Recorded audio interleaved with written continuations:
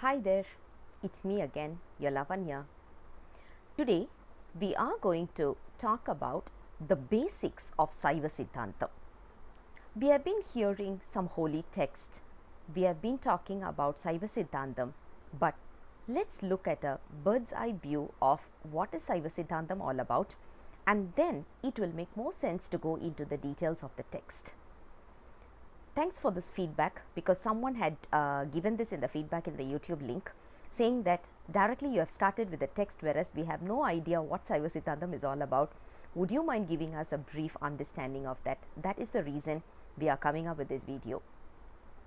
So let's look at Saiva Siddhantham, basics of Saiva Siddhantham in 4 to 5 parts.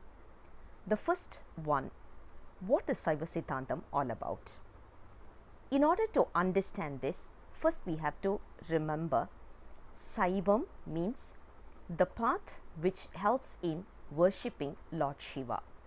So the path which leads us to Shiva worship, Lord Shiva's worship, is called as Saiva Siddhantham. This is a philosophy. It is not termed as a religion. It is taken as a philosophy. If you look at Hinduism, Hinduism itself is not a religion. It's a way of life. And in the way of life, Saivam means a principle or a set of philosophy that we are going to acquire in this path. So, how is Saiva Siddhantham classifying the things around us? I'm not sure if we can call these as things or entities or forms. Basically, there are 3 elements around us. 1, God, the Almighty. Second, souls. And the third one is the soul is going to be entangled with certain blockages. So we call it as Paasam. The technical term for this is the Almighty is called as Irai or Pathi. Souls are called as Pasu or Uyirgal, and the third one is the bondage, which is called as Paasam, or it is called as Thalai. So these are the 3 technical terms we need to know, which is Pathi, Pasu, Paasam, or Irai, Uyir, Thalai, or in literal English terms, the Almighty, the souls, and the bondages. Now let's look at the characteristics of these 3. When you talk about the Almighty, He is omnipresent, omnipotent. He is there with natural intelligence. You don't need to teach Him anything. He doesn't need to read any text or listen from someone in order to acquire the intelligence. So one thing that is there in the entire universe, or rather in this being, which acquires intelligence not by any exterior means, but internally it is inbuilt, innate behavior. That is what we call it as the Almighty. The second element we are talking about is souls. Remember, Almighty is just one, whereas souls, there are infinite souls around us. It's not just one, it is infinity. So when you talk about the soul, what is the nature of soul? It is also intelligent, but it doesn't have the natural intelligence. Let's just do a small check. Whatever intelligence we are having right now, either we have acquired it based on someone teaching us, or by reading books, or by looking at someone else's experience, or going through the experience our own self, right? So is this intelligence natural? No, we have acquired it based on some exterior means.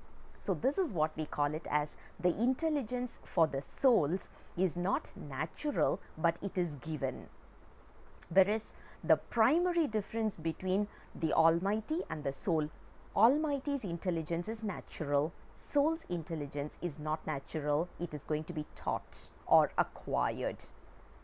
So what is the third element that we are talking about? It is 100% dumb in nature. It doesn't have any intelligence. It doesn't have natural intelligence. Even when you try to teach it, it will not have any intelligence. That is what we call it as bondage, and that is what we call it as the blockers or arnavam, simply classified as darkness. Simply classified as darkness, that's it. What do you mean by darkness? Where you don't know what it is, where is it, or how it is, what is the form, shape, nothing we will know. That is what we call it as the bondage or the blockage. So, there are three things, at least Saiva Siddhantham is advocating on three things, not just one thing. And when you are talking about the three things, we need to understand these three were neither created nor destroyed. It is not going to be destroyed, it is not going to be created, because as science says today, energy can neither be created nor destroyed. Who created God? Who created souls? Who created this entanglement? No one. Is there a destruction for these three? No. So, there is no one who is going to create it, no one who is going to destroy it either. So, it is going to be there forever. One thing is, what happened to the soul before taking this birth? In technical terms, we call it as a Kevala Nilai. Kevala Nilai means we have been surrounded by this total darkness where we totally ignored, we never had even, we did not even have a clue that we are supposed to be happy. We never knew it. We did not know what was happiness. Then only we can talk about whether we want to be happy, right? We never knew there was something called as happiness. We were in a total coma stage.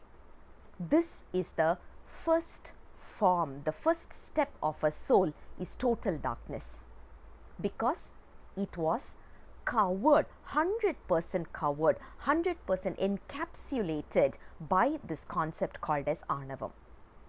Now, what happened was, the Almighty saw, and He was having this pity feeling on us, because He knew souls are supposed to be happy, and it has to be happy forever, without any bondage, without any kind of pre-requirements or any kind of condition. Unconditional happiness, unconditional peace is what the soul deserves. He knew it. He wanted to give that. So what He did was, He started sending His grace on us. That's the first love we have all received. So He started sending His grace. We started maturing a little bit. A slow, steady maturity started coming up. You can imagine an analogy something like this. You put a seed inside the soil, deep inside the soil, which is covered in full darkness. When the heat, the light and the water, as well as the soil consistency is just right, the seed will start to sprout. Similar to that, the soul started sprouting out of the darkness. Of course, we are not 100% out of the dark yet. We are still in that. The matter of fact that we are still having a body, it means we are still having that piece of darkness in us. No doubt about it. So what happened was, God slowly gave us bodies. There are 86 lakhs of bodies. In other words, we talk about how many different types of births we have taken. 84 lakhs of births that we have taken, we are still taking, we will be still taking if we don't get renunciation or we don't get realization, self-realization rather. So what happens is, God sends His grace, we start sprouting a little bit, we start maturing a little bit, and that is where God gives us this body. What is created is body, not the soul. So He is giving this body for us. The body is made of the 5 elements, the Panchabhutas, which is the 5 elements. So the body is given to us in from an external manner, so that we can get a little bit of experience. We can understand what is real, what is not real, what is natural, what is unnatural, and we can start longing to achieve peace or attain realization. Slowly we go through this process. From Kevala Nilai, we have come all the way to Sagala Nilai. This is what technically we call it as Sagalam. Sagalam means the body that we have taken, whichever body. It doesn't matter whether it's a human body, even when you're talking about a plant or a dog or a, any kind of animals, any kind of living beings that we are seeing around us. So basically, this is called as Sagala Nilai. Sagalam means we are one among the others in the planet. Now what happens after this? Slowly we start realizing that this is not life, this is not for what we are born for, this is not what is our purpose, this is not what our journey is, whatever. We start getting a little bit of clarity. That is where we start longing for Lord Shiva. And that is the time he comes, he gives his grace and he brings us to the third stage. So from Kevalam we got into Sagalam. From Sagalam he is going to bring us to Suddham. Suddham means clear, absolute serenity, absolute clarity. So the serene nature of the innate behavior of the soul is what we have to achieve, and that is what our journey is all about. So Saiva Siddhantham talks about three elements: the God, which is the Almighty; the second one is the n number of souls, infinity; and the third one is something that is, we call it as the blockage, something that entangles us. So these are the three things or the three elements that was neither been created nor is going to be destroyed, but it is going to be there ever, but it just goes through one level of maturity at a time, especially the soul. The level of maturity is not needed for God because he is already there. So he doesn't need to go through these stages of maturity. Same ways, when you talk about the blockages, it doesn't make sense for it to get that maturity level because it doesn't even need to know what it is all about.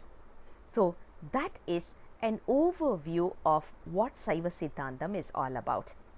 I'll come back again in different portions. We will talk about, or we will discuss about this in different stages so that we don't get overwhelmed with a lot of information, and I don't want to get into a feeling like, okay, I'm feeling like Alice in Wonderland. So what we are going to do is small dosages, but that will be more than sufficient to understand what Saiva Siddhantham is all about. I'll come back again with the next short video. Until then, bye-bye.